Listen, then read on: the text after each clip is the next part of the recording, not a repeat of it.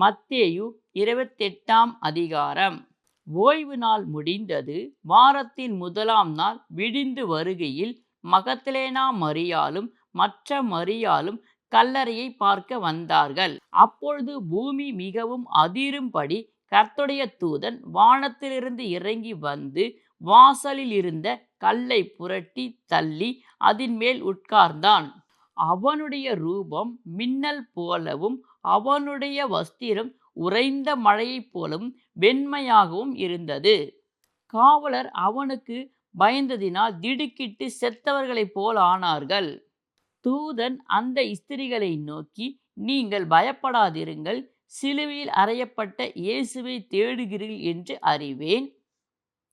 அவர் இங்கே இல்லை, தாம் சொன்னபடியே உயிர்த்தெழுந்தார். கர்த்தரை வைத்த இடத்தை வந்து பாருங்கள். சீக்கிரமாய் போய் அவர் மரித்தோரிலிருந்து எழுந்தார் என்று அவருடைய சீஷர்களுக்கு சொல்லுங்கள்.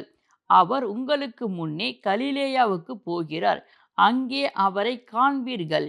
இதோ உங்களுக்கு சொன்னேன் என்றான். அவர்கள் பயத்தோடே மகா சந்தோஷத்தோடு கல்லறையை விட்டு சீக்கிரமாய் புறப்பட்டு அவருடைய சீஷர்களுக்கு அறிவிக்க ஓடினார்கள்.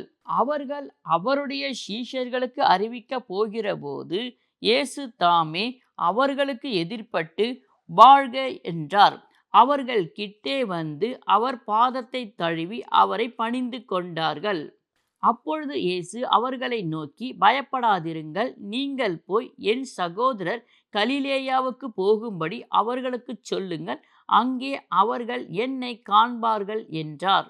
அவர்கள் போகையில் காவற் சேவகரில் சிலர் நகரத்துக்குள்ளே வந்து நடந்த யாவற்றையும் பிரதான ஆசாரியருக்கு அறிவித்தார்கள்.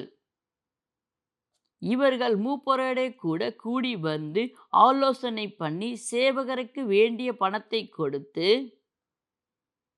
நாங்கள் நித்திரை பண்ணுகையில் அவருடைய சீஷர்கள் ராத்திரியிலே வந்து அவரை களவாய் கொண்டு போய் விட்டார்கள் என்று சொல்லுங்கள். இது தேசாதிபதிக்கு கேள்வியானால் நாங்கள் அவரை சம்மதப்படுத்தி உங்களை தப்புவிப்போம் என்றார்கள். அவர்கள் பணத்தை வாங்கி கொண்டு தங்களுக்கு போதிக்கப்பட்டபடியே செய்தார்கள். இந்த பேச்சு யூதருக்குள்ளே இந்நாள் வரைக்கும் பிரசித்தமாயிருக்கிறது. 11 சீஷர்களும் கலிலேயாவிலே இயேசு தங்களுக்கு குறித்திருந்த மலைக்கு போனார்கள். அங்கே அவர்கள் அவரை கண்டு பணிந்து கொண்டார்கள், சிலரோ சந்தோஷப்பட்டார்கள். அப்பொழுது இயேசு சமீபத்தில் வந்து அவர்களை நோக்கி, வானத்திலும் பூமியிலும் சகல அதிகாரம் எனக்கு கொடுக்கப்பட்டிருக்கிறது.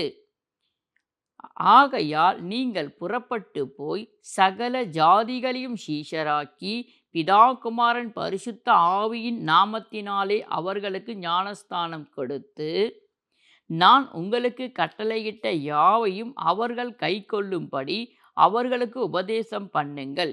இதோ உலகத்தின் முடிவு பரிந்தும் சகல நாட்களிலும் நான் உங்களோடு கூட இருக்கிறேன் என்றார். ஆமேன்.